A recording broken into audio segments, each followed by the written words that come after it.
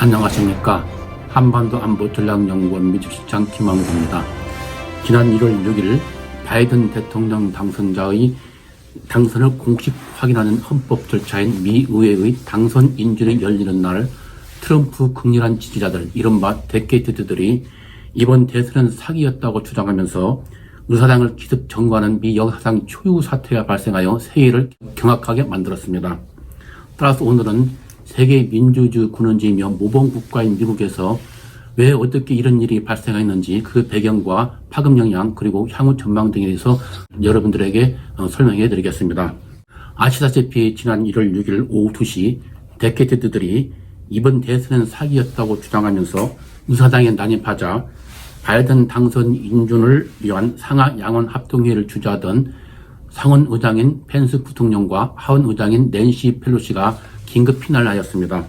이후 폭도들이 경찰에 의해 해산되자 의회 지도자들은 오후 8시에 다시 회의를 속개하여 바이든 대통령 당선을 공식 인준함으로써 민주당 후보였던 바이든이 미국의 제46대 대통령으로 당선이 확정되어 오늘 1월 20일 취임식만 남겨놓은 상태입니다. 이제 트럼프는 역사 속으로 사라진 일만 남았습니다.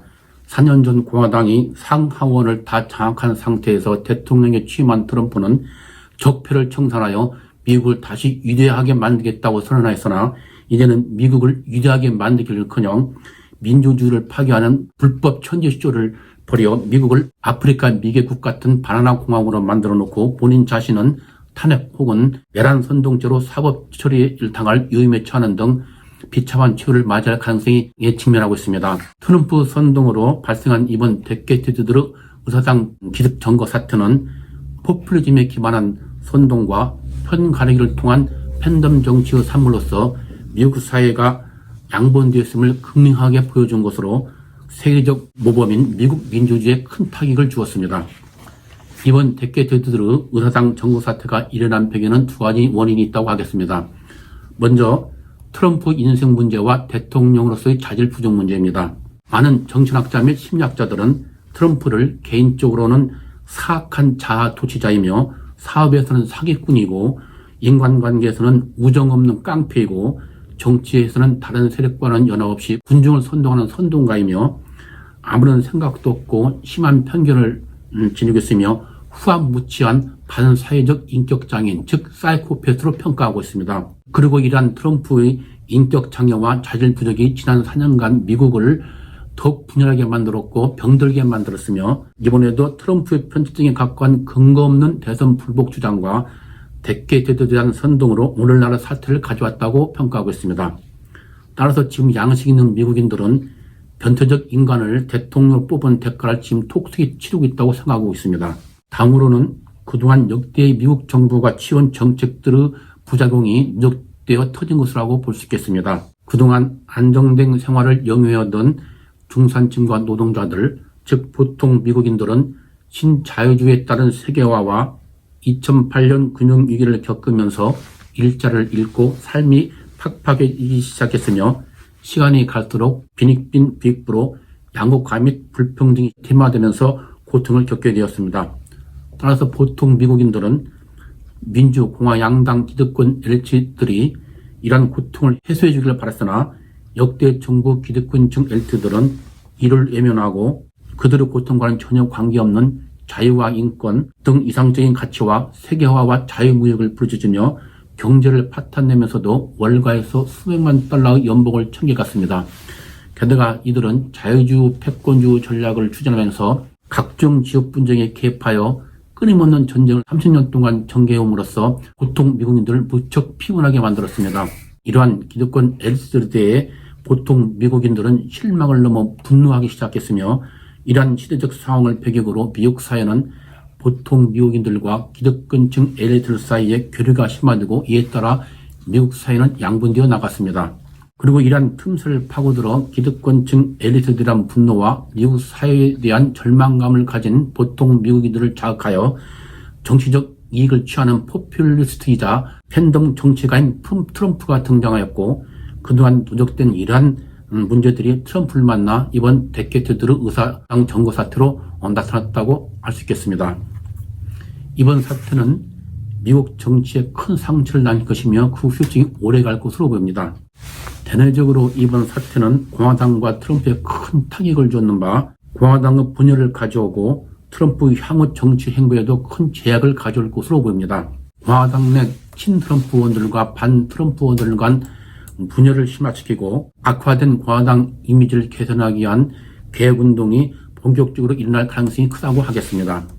그리고 이러한 움직임은 바이든 신정부 치유와 통합의 정치와 맞물려 정계 제표로 이어질 가능성을 배제할 수 없다고 하겠습니다. 미국의 정당사를 살펴보면 당리 분열이 심화되거나 남북전쟁, 대공황 등 커다란 정치적 사건을 계기로 이합 집산을 통하여 정계 제핑이 이루어진 그런 전례가 많이 있는데 이번에도 그러한 역사가 반복될 가능성이 있다는 데 주목할 필요가 있다고 하겠습니다. 또한 트럼프 정치적 입지 축소를 가속화시키고 2024년 대선 출마를 노리는 트럼프 정치적 앞날에도 어두운 그림자를 드릴 것으로 보입니다. 지금 민주당은 트럼프를 내란 선동 혐의로 탄핵 소추안을 하원에 지금 발의해 놓고 있는데 민주당이 하원을 장악하고 있어 하원에서는 탄핵 소추안이 통과될 것이 거의 확실시되고 있습니다. 상원에서는 제적의원 3분 이상 찬성으로 탄핵 심판이 가결되어야 하나 지금 민주당은 50석만 확보하고 있어 상원에서 탄핵 심판이 가결되기 위해서는 공화당 의원 17명 이상의 지지를 얻어야 합니다. 그러나 지금 공화당 내에서는 특히 차기 대선 출마를 노리는 그런 공화당 의원들 중심으로 많은 공화당 의원들이 점점 트럼프 탄핵에 찬성하는 움직임이 보이고 있어서 상원에서도 트럼프 탄핵 심판이 가결될 가능성이 점점 증가하고 있다고 하겠습니다. 특히 민주당은 탄핵안에 상원은 과반수 이상으로 탄핵받은 자가 공직을 영구히 담당하는 것을 금지시키는 수정범법 시사조를 발동할 수 있다라는 규정을 부칙으로 첨부하고 있어서 상원에서 트럼프에 대한 탄핵 심판이 가결될 경우 트럼프 2024년 대선 출마는 원천적으로 차단될 수 있다고 하겠습니다. 특히 연방검찰청이 폭동사태 수사에 대해서 그 어느 누구도 외일 수가 없다고 밝힘으로써 수사 결과에 따라 트럼프는 내란 선동죄로 사법처리되는 미적사상 최초 대통령이 될 가능성도 있다고 하겠습니다. 벌써부터 트럼프와 트럼프 개인 변호사인 루디 줄리안이 시드니 파월 전 법률고문, 마이클 플린 전 백악관 안보보좌관 등 트럼프 측근들이 지난 11월 3일 대선 패배 이래 각종 언론 인터뷰와 연설, 소셜미디어 등을 통해 이번 대선이 사기라고 주장하면서 데케이트들에게 일어나라고 선동하는 정황이 쏙쏙 드러나고 있어 향후 그 수사 결과 귀추가 주목된다고 하겠습니다. 또한 이번 사태로 바이든 신정부도 커다란 정치적 부담을 갖게 되었습니다. 조지아주 상원의원 결선 투표에서 민주당이 모두 다 승리하여 민주당이 상하 양원에서 다수당이 되었지만은 이번 사태로 바이든 신정부는 국가 통합 노력에 아주 복잡한 그런 상황에 직면하게 되었습니다. 트럼프가 탄핵될 경우 데케이들 사이에 트럼프가 민주당과 딥스테이트에 의해서 순교자라는 인식을 심어주어 트럼프의 정치적 기반을 강화시킬 가능성을 배제할 수 없는 데다 데케이트들이 바이든을 미국 대통령으로 인정하지 않고 사사건건 발목을 잡는 등 바이든 정부 국정 운영을 방해할 가능성이 크다고 하겠습니다. 벌써부터 이러한 데케이트들은 의사당 정거로 비난이 쏟아지자 이를 만회하기 위해 반트럼프 세력들이 시위에 은밀히 침투하여 자신들과 트럼프를 공경에 몰아넣기 위해 시위를 부추겼다는 가짜 뉴스를 만들어 지금 퍼뜨리고 있는 상황입니다. 그 또한 바이든 대통령 취임식 날인 1월 21일을 전후하여 100만인 대행진 등 대규모 폭동을 일으킬 계획을 세우고 있어서 연방정부는 지금 워싱턴 DC에 비상사태를 선포하고 1월 14일부터 24일 사이에 주 방위군 15,000명을 취임식장 주변에 배치할 예정을 있는 등 지금 워싱턴 DC는 고도 경기태세에 돌입한 상태입니다. 한편 대외적으로는 트럼프 미국 우선주의에 의해 실추된 미국의 위상과 신뢰가 더욱 하락될 것으로 보이며 미국의 민주제도자한 부심과 함께 미국이 쇠락하고 있다는 인상이 국제사회에 더욱 깊이 각인될 것으로 보입니다. 이에 따라 바이든이 추진할 민주적 연합과 국제기구 개혁 등의 EU 등 우방국가들의 동참이 주재될 것으로 보입니다. 왜냐하면 미국의 민주주의가 기능을 상실하여 트럼프와 같은 인물이 또다시 안 나온다는 보장이 없다는 부진이 있기 때문입니다. 또한 미국의 경쟁국인 중국은 이번 사태를 체제에 대한 자신감을 더욱 확고히 하는 선전 자료로 활용하면서 시진핑 체제 강화를 더욱 도모해 나갈 것이며, 대적으로는 미국이 쇠락하고 있다는 인상을 국제사회에 깊이 각인시키고 소프트 파워를 통한 영향력 확대에 적극 이행해 나갈 것으로 보입니다. 그리고 이번 사태로 미국은 외외 국가가 아닌 보통 국가로 추락했습니다.